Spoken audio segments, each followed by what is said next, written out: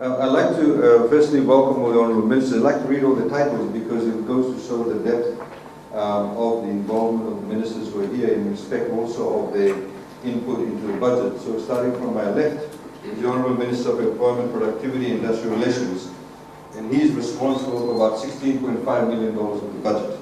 Then of course we have the Minister of Infrastructure, Transport, Local Government, Housing and Environment, Honourable Praveen Bala or Praveen Kumar, sorry, Honourable Samati, of course, is the Minister for Employment, Productivity and Industrial Relations. Honourable Bala is responsible for $200 million of the budget. If you were to actually take Water Authority of Fiji and the Fiji Roads Authority into account, then he's responsible for over $1 billion in respect to the budget. The Honourable Minister for Agriculture and Disaster Management, Meteorological Services, Rural and Maritime Development, Honourable Ines Seruratu, is responsible for $122 million in the budget allocation. And last, we have, but not least, Honourable Minister Koya, who is Minister for Tourism, Industry, Trade, Land and Mineral Resources, who is responsible for $150 million of the budget that's been allocated. So all these ministers over here who are combined here today, of course, have a bulk of the budgetary allocation, but more so in respect of the policy decisions that actually affect you, in particular business people, and of course ordinary Fijians too. So we of course look forward also to their contributions and your ability to ask them questions in respect of the implementation of the budgetary allocation. I'd like to very quickly go through some slides so it gives you a good perspective where the economy is, where it's headed towards, and so the fundamentals that you need to be aware of, in particular as business people and of course as a country, as to what are the key determinants of the economy that's actually driving the growth. As you can see that the economic growth, as has been highlighted on a number of occasions, has been growing for the past 8 years, is projected to grow for another 2 years at the very least, so 10 years of growth. Now you can of course always see what the cyclone does to you. As you saw in Cyclone Winston, the growth went down to 2%, which is actually quite interesting because generally if you look at throughout history, prior to even 2008, right from Hurricane Bibi's time, whenever there was a cyclone, we actually had negative growth rates. So there's of course when cyclone was there, MIG growth rate of 1.5% negative, and of course Winston, because the economy was actually fairly buoyant, and we believe that there are certain fundamentals that are being put in place that actually ensure that we do not actually go into negative growth rate.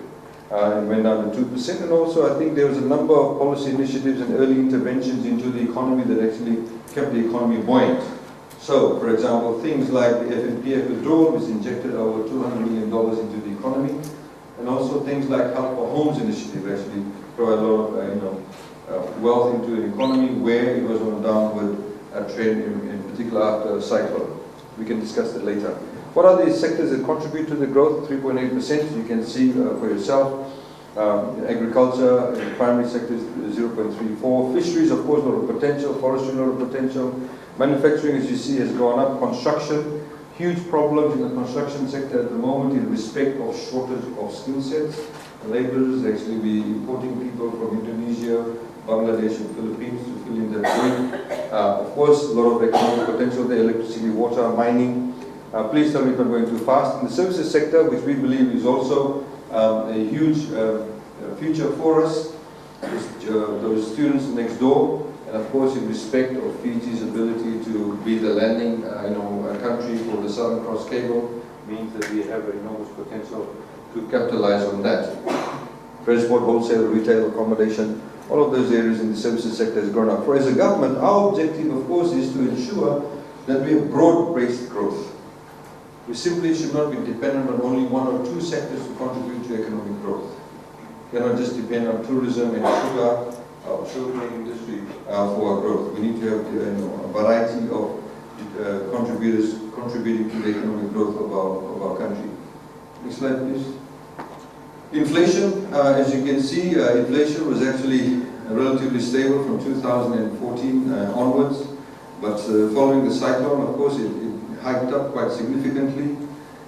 Things like Jongona is still very expensive, $110 a kilo. Used to be $40 a kilo. A bundle of beans used to cost $5 a bundle after Cyclone Winston. A small bunch of bananas like $20. But of course, those prices have now stabilized. Inflation is about 2%. Foreign reserves, this area is doing remarkably well. As you can see, the April figure shows that we have a foreign reserve of $2.3 billion. If you were to compare that to, say, 2005, we had only about $549 million. Now we have $2.3 billion, about 5.8% worth of trade for foreign reserve. As you can see the benchmark there, the benchmark is about 4 months of trading, but of course we've gone to about 5.8 months. This, ladies and gentlemen, should be also contextualized. The fact is, because the economy is growing, there's a lot more actually demand for imported goods and services, in particular imported goods. So notwithstanding the demand for that, we still have increased, not just in terms of the nominal sum of the foreign reserves, but also in terms of our ability to purchase goods for the next 5.8 months. Those things, of course, as you would know, that it helps determine our ability to get better interest rates when we're actually negotiating with our development partners or multilateral banks to be able to get good rates. Fiscal update, as you know, we've always had, as we've said continuously, all developing countries, including non-industrialized countries, have fiscal deficits. Fiji, of course, is a developing country. We've always had fiscal deficit. We've had, I think, only about 2 or 3 times in our history where there has been a surplus. One of them, of course, you can see in 2008. That generally can, of course, be generated by the fact that you have underspending and there's been, less demand for things. Generally, however, in respect of those surpluses we've had once, I think, in the late 1990s, where there was a huge government asset sale, which just made us go above that particular line. But now, as you can see from 2008, you can see there's a continuous sort of push towards reducing our deficit. As we've said continuously, debt can be a good thing if the debt is spent in the right place. The simple example we've given is that we've built a Tahsil road from Nambawala to Draketi. Nobody actually has to build a Tahsil road anymore. So when people talk about debt in the future, the reality is that your debt incurred in the future will be less because you don't actually have to build in those places. So we're actually building for the future, but increasing the productive capacity of the country. Next, please. Total government revenue has increased significantly compared to 2004. We had $1.1 billion. Today we collect $3.8 billion in terms of government revenue, which has increased significantly, notwithstanding the fact that we have actually reduced tax. Tax only a few years ago used to be 28%, today is 20%. Personal income tax, as you know, the income tax threshold has also been increased now to $30,000. Nobody actually imagined that could happen in Fiji. We've also, as you know, as the CEO of ANZ highlighted also, we've removed dividend tax now, from 9% to 3%.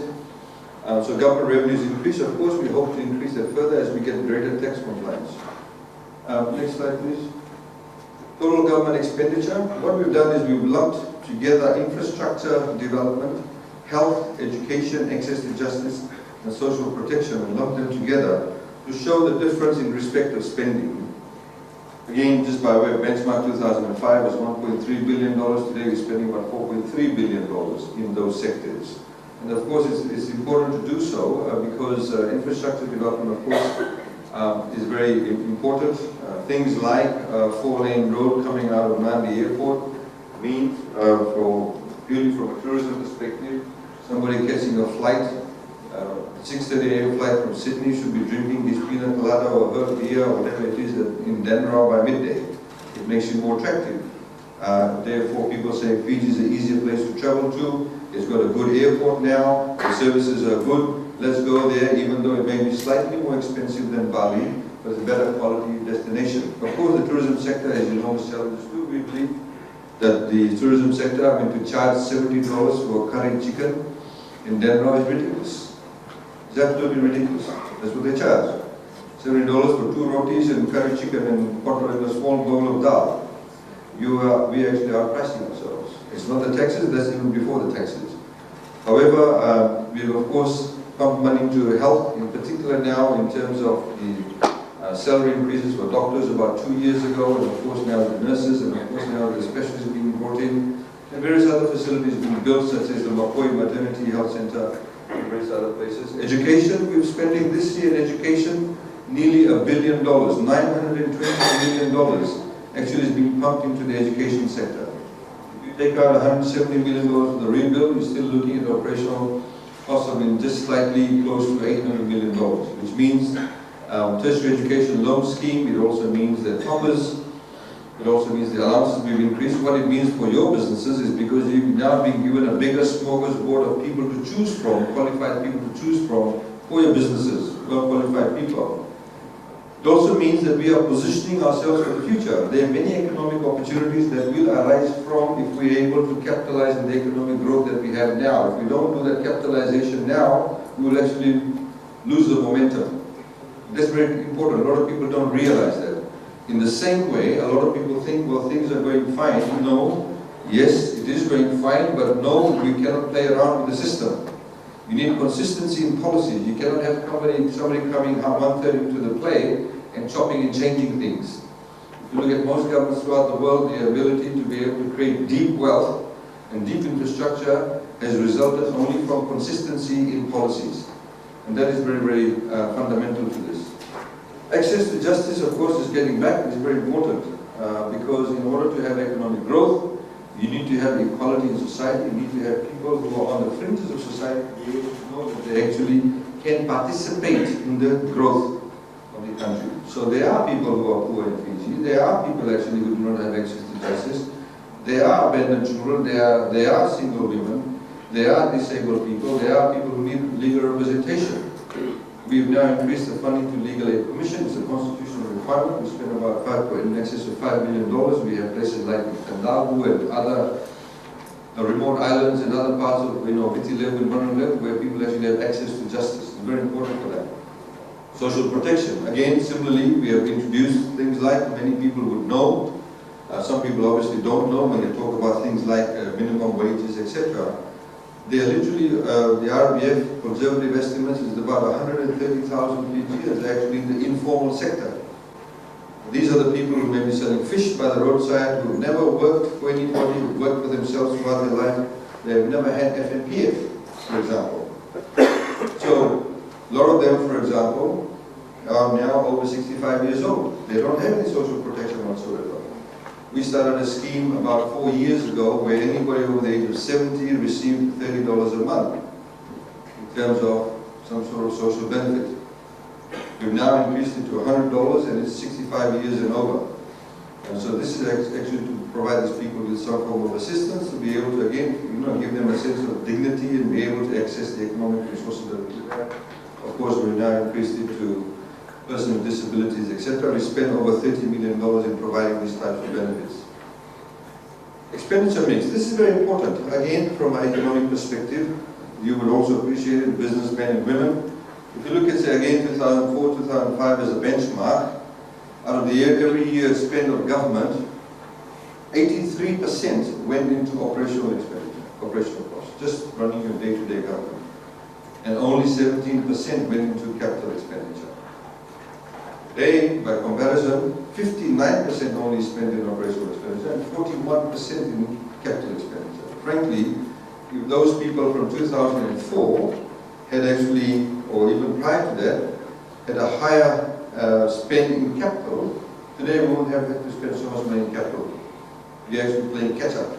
There's still people in Fiji who are drinking from creeks, literally. There's still people in Fiji who are drinking from rivers and streams. Those people need to have access to those facilities. We are a post-colonial country. As we know that most colonized countries do not ever have good infrastructure because colonial powers only build around where they can get their own economic benefit. That's the reality. It's not a whinge, it's a reality. So we have to accept that and we have to realize that we need to be able to spend the money to bring people into the productive capacity, purely from an economic perspective, into the fold. So this is why you can see the mix is quite high, and we've made a deliberate attempt. Of course, 59% means we're also cutting back on our operational costs, but also giving more focus on capital expenditure. Currently, our capital expenditure allocation is only limited by the fact that we don't have enough resources within the capacity, within the country, both in the private sector and public sector, to be able to carry out this infrastructure works. We could do even more. But we don't have companies, we don't have enough engineers. We don't have enough town planners, we don't have enough surveyors. We don't have enough intellectual input to be able to do these sort of major developments. Next slide, please. Funding for roads and bridges, again, that speaks for itself. 2004, only $55 million was spent in this area. Only $55 million. Today, we've got $528 million. Before, when roads were sealed, nobody ever came back and resealed them. Everybody who knows about roads would know that the biggest enemy to a road is water. We also have a policy previously that if you build a road over here, you put the water pipes underneath the road. You want to fix up the water pipe because you're leaking, you dig up the road and you fix up the pipe, but don't fix up the road. And there's a leak in the pipe, you don't know that there's a leak in the pipe, but the road gets softer and everybody complains about potholes. But in fact, the problem with that is that there's a leak in the water pipe and there's a leak in the pipe.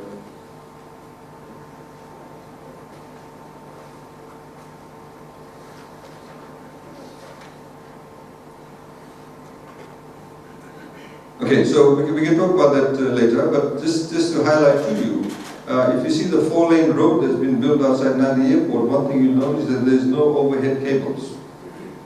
All the cables have been put underground. There's nothing up above ground. Now it costs us another about $20–25 million more to do that because undergrounding cables is expensive. We made a decision to do that because next time there's a cyclone, there's nothing to blow down. You actually have to dig out all the cables, other electrical cables, etc., not just electrical cables, water pipes, etc. We had Water Authority of Fiji coming along and saying we're going to do a major upgrade in 2019.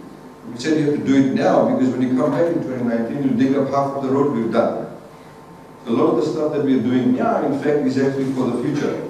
So that's why we've got an increase. Of course, there's an expectation in the rural areas to have, a lot more roads done up and sealed, etc. Next, please. Water and energy, again, similarly. I don't want to spend too much time on this, but you can see the difference, $86 million in 2005, now we've got $360 million.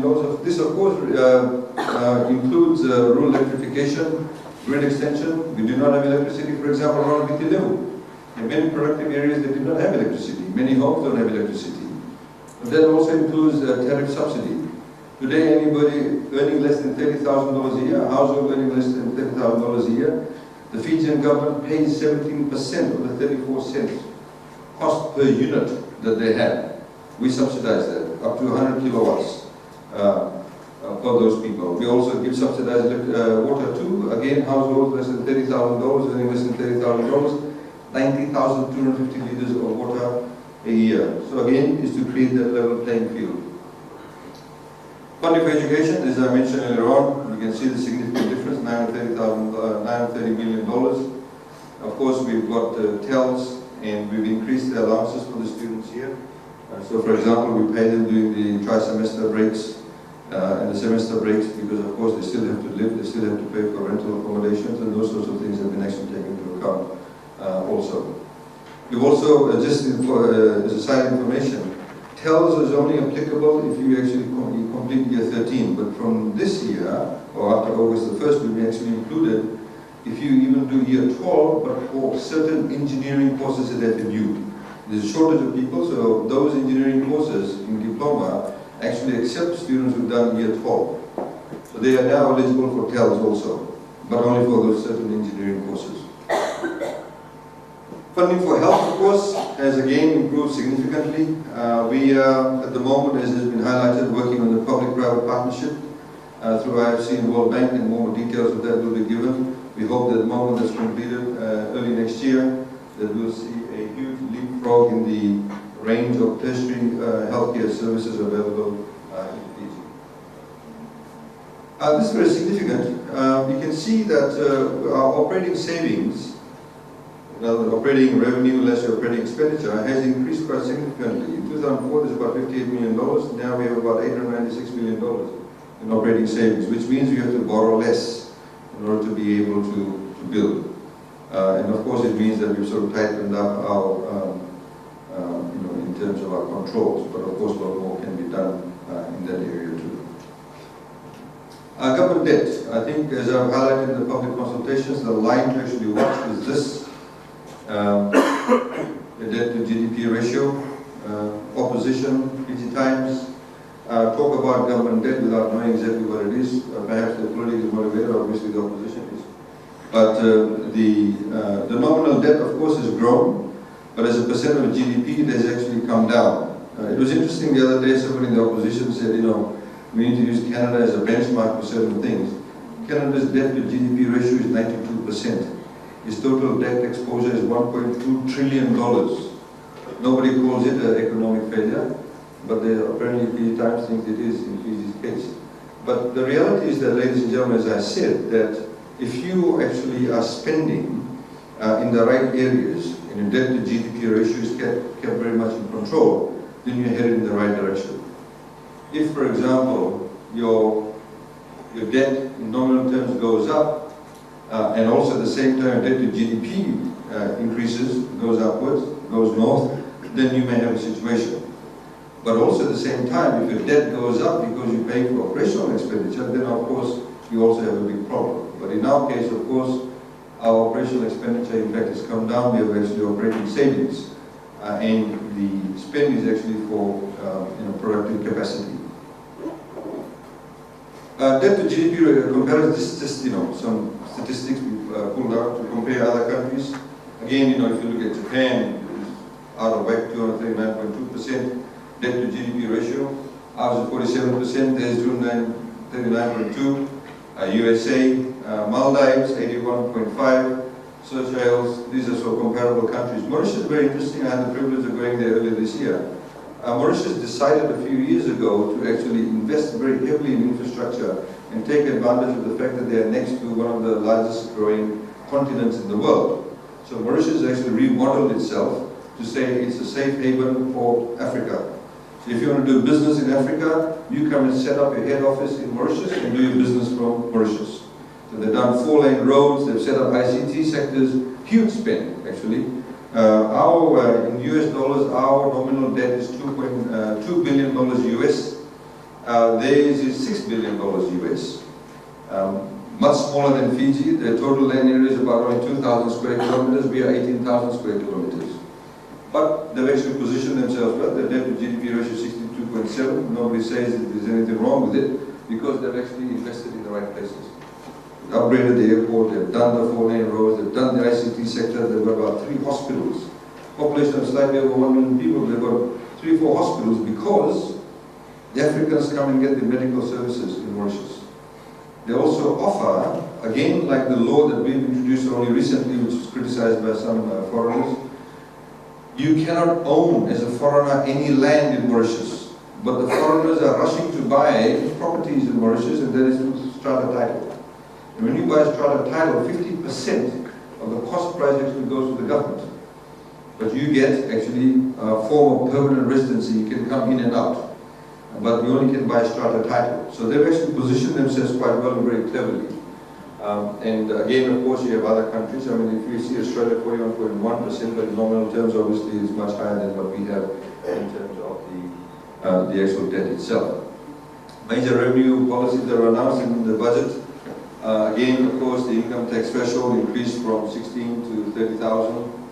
Dividend tax was taken away altogether. We have a transitional provision there. SRT, again, still remains the same. However, we've brought in the environmental, or what's called ECAL, Environmental Climate Adaptation Levy. Into that, fringe benefit tax for health insurance now obviously is claimable. Electric vehicle charging stations, we've reduced the threshold, used to be $3 million, now to $500,000. There's potential for you in that area. ECAL, as we said, again, it has a neutral effect. However, we changed the permutation. So those businesses that actually used to pay environmental levy and SDT will now, of course, be paying a different permutation. The VAT of 9%, ECAL of 10%, and the balance is 6%. We've also introduced a new law that was approved by Parliament that any of the collections from ECAL will now have to be publicly published, and we have to make known to you as to where ECAL funding is going. So we have actually said that we'll, publish that at the airports and various other places, so you know exactly where the money is going to. We expect to generate about $90 million from ECAL. This year it was about, I think, close to $80 million. And we'll be doing that by law now. And again, this is a major issue. It goes to what I was saying. A lot of the hotels, for example, some restaurants, they don't actually include the taxes in the display of the prices, or even on menus. You say $30, and then when you go to the till, they'll say, well, it's 30 plus XYZ. We need to be upfront about the price and the display of that. This creates a lot more transparency because people are becoming a lot more discerning, in particular our tourists.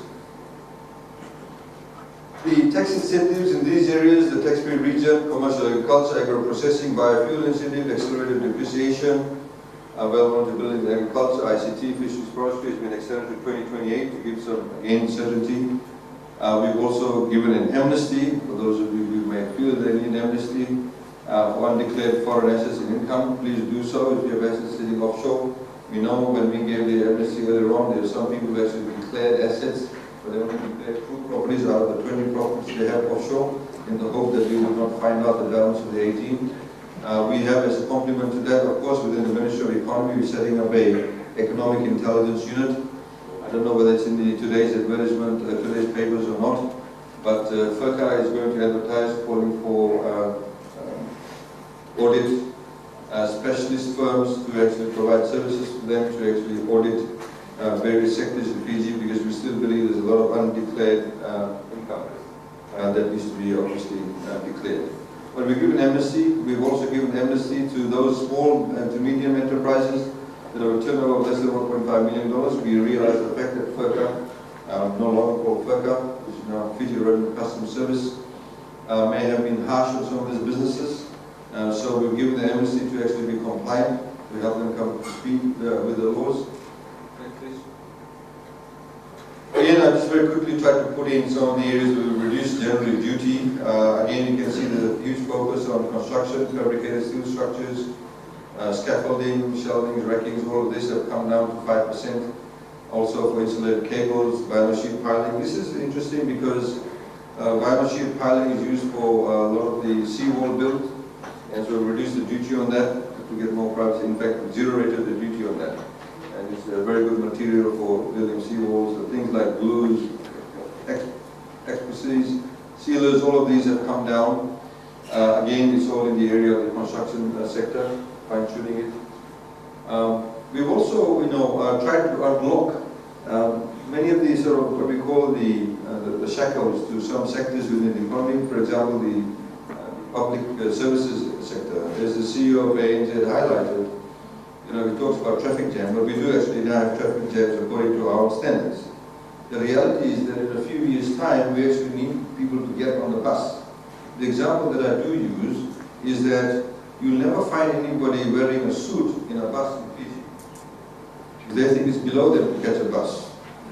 A lawyer in Sydney will catch the bus, will catch the train, will catch the ferry. You'll never find a lawyer catching, or a company for that matter, perhaps, catching the normal bus. They'll go in the taxi. We need them to go in a bus. So we need to make public transport a lot more attractive, a lot more sexy, a lot more, modern in its approach. Because you can now, it takes over 1 hour and a half to travel from Lakasi to Suva in the morning.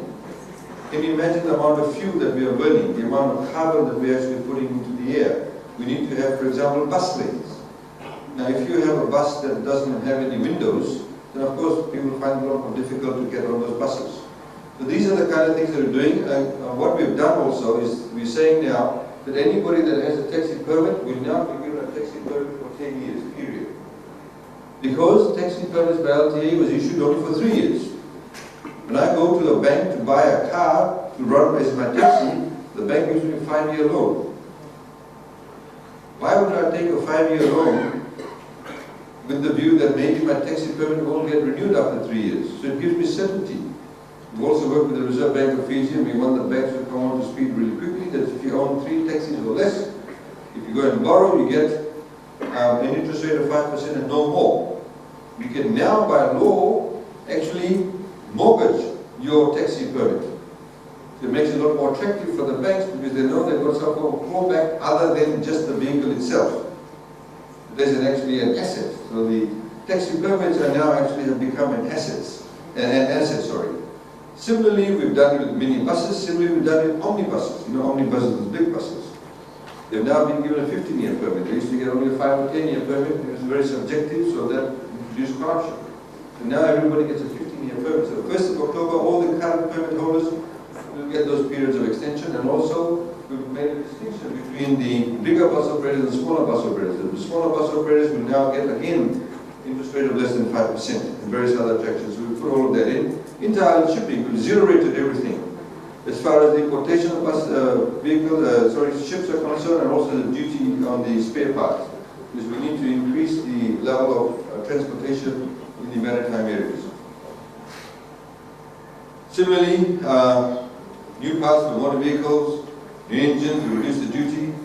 Hybrid batteries and cells, again, fitting in with our climate change objectives. Energy bars, is ridiculous. People who are importing in Fiji energy bars, you can buy an energy bar in a supermarket, it costs $8, $7. But the trick in all of this, ladies and gentlemen, is that 60 to 70% of all the food items and other stuff that you buy in supermarkets are only supplied by only 5 or 6 importers. They control the market. We zero-rated duty on cereals. 0%, I think about 2 or 3 years ago, but a packet of Nutrigrain still cost $20, $22. We've seen some of the figures. Cornflakes lands in Fiji for about $2.50, but it's retailed for $8. So you can go around and talk about reducing VAT and all of that, but if the input cost charged by the importer or the wholesaler of that particular product is not reduced, then no amount of VAT reduction or exemption or price control will affect it. So that's really the issue, and as we know that we've highlighted that quite significantly, the FIRCA or FRCS will be working with the Commerce Commission. We need to ensure to be able to really reduce the price of these items. We need to ensure that there's better pricing. There'll be, of course, the Commerce Commission will intervene in this area because of the fact that it's a monopolistic situation. The Commerce Commission's mandate, of course, is to increase competition and make interventions wherever there's monopolistic positions. So just go back to Siri. So things like sardines, DVD raw materials, steel frame, aluminium roofers, again, for construction. We have a very young population. We reduced a number of duties on a number of items a few years ago related to babies, etc. A lot of young people producing babies. We need them to be able to meet those day-to-day costs, and make it a lot more reasonable for them. Johnson & Johnson, there's only one importer of Johnson & Johnson products.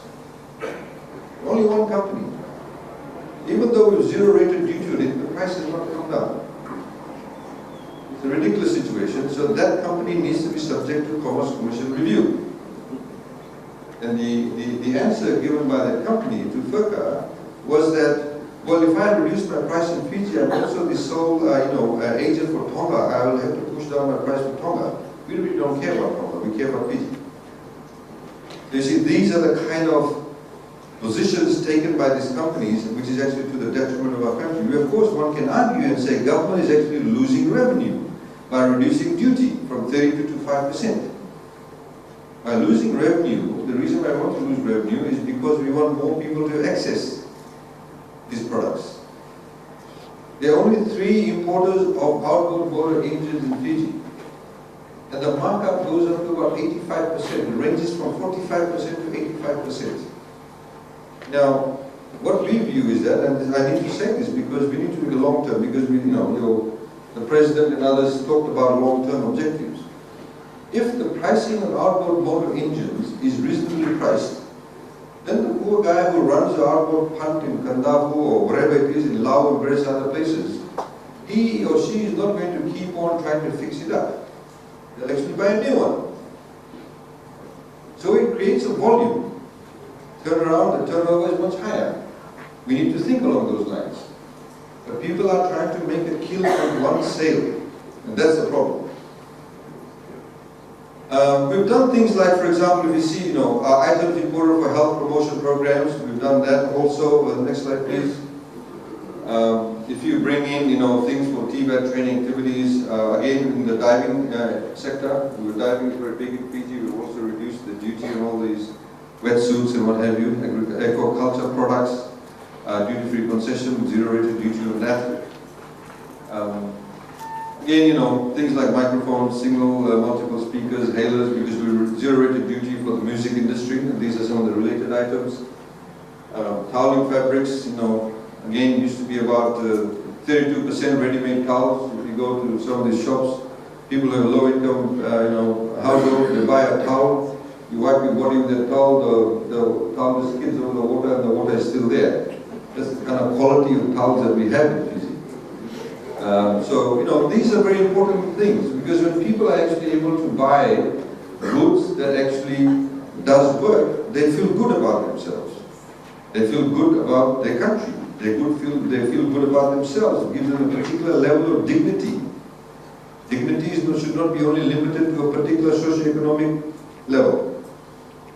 People feel good about themselves, like with zero-rated duty on underwear. It's important. These things are important things. You know, reduce duty on things like deodorant. Why should only rich people smell good? Very simple things, a basic philosophy.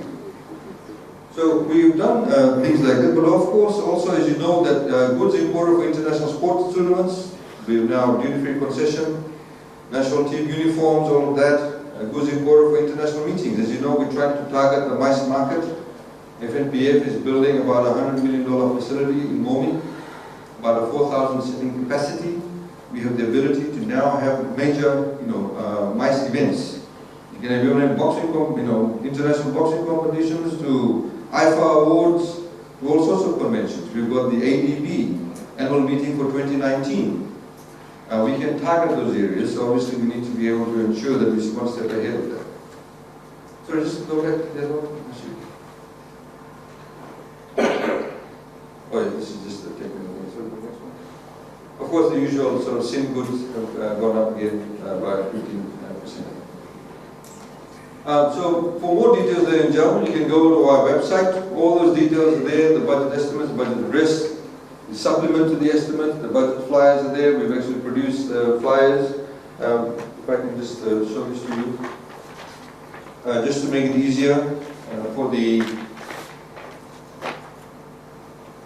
So you have, for example, this one here that says the Office of the Prime Minister, the budget highlights, where the money is being spent, exactly you know where the money will go to.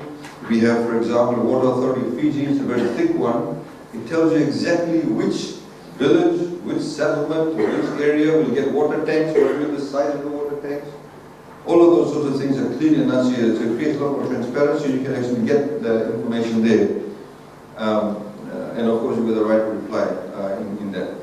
So, ladies and gentlemen, just very quickly, before I hand over to the respective ministers, the whole philosophy behind the budget has been, when the 2017-2018 budget was delivered, it was not sort of just dreamt up out of the last few months.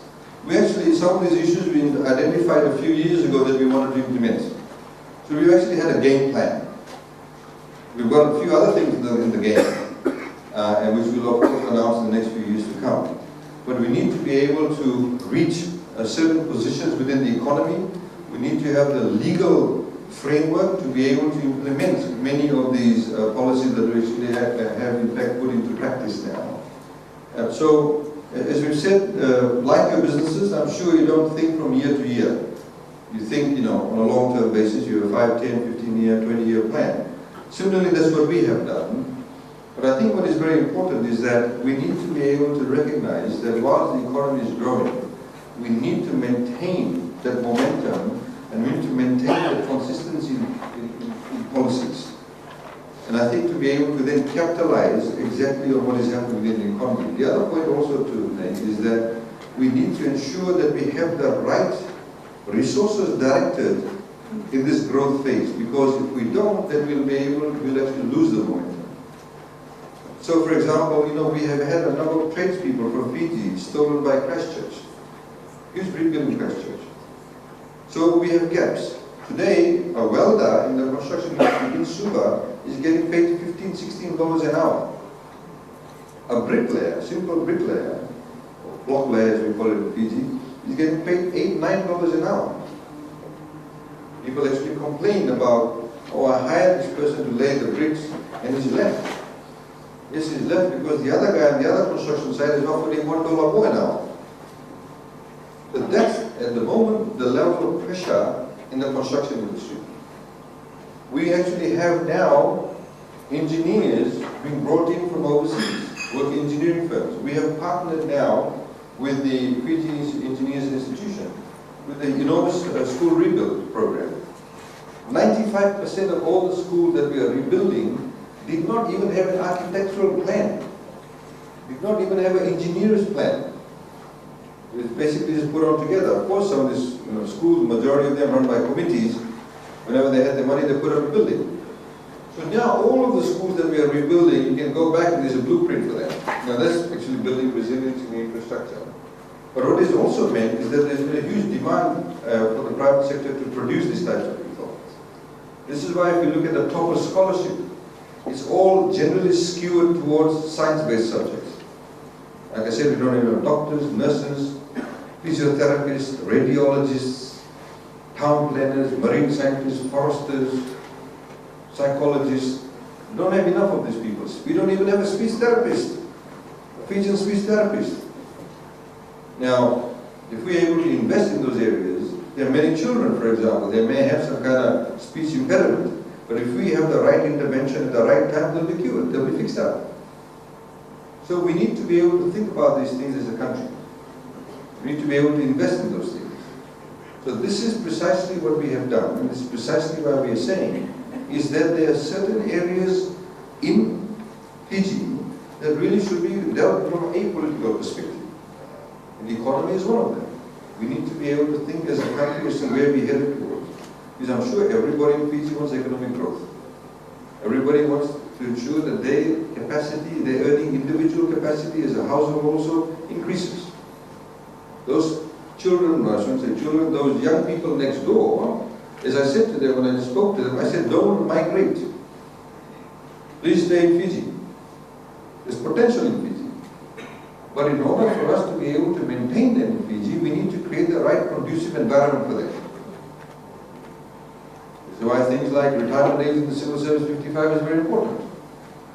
We need the intellectual power of these people to actually help us grow. So I'll also round off there, ladies and gentlemen, and I'm sure that we'll have lots of questions, a lot of discussions that we can have. But there are numerous other things that we've done which has not actually been put up. Things like, in the taxation system, some people were caught by the SRT through one-off income, generation. So somebody who was below the SRT level, say may had an income of 100,000, 120,000, or 50,000, and then sold a property, and or got some form of income, pushed them in the SRT, and FIRCA came along and whacked them with SRT. Now that, of course, has been taken away with one of those types of situations. So a number of other areas that we've tidied up.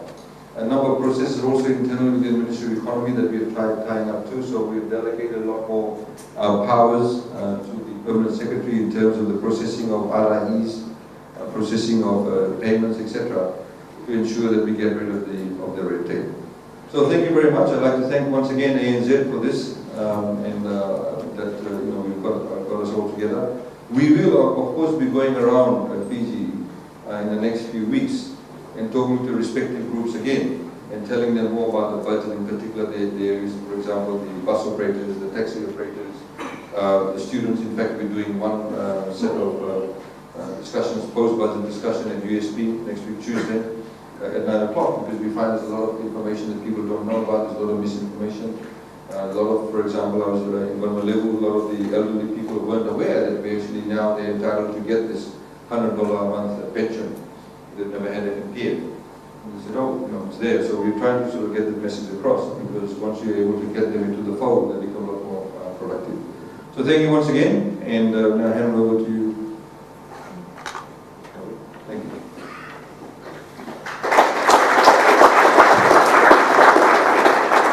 Thank you, AG, for that presentation.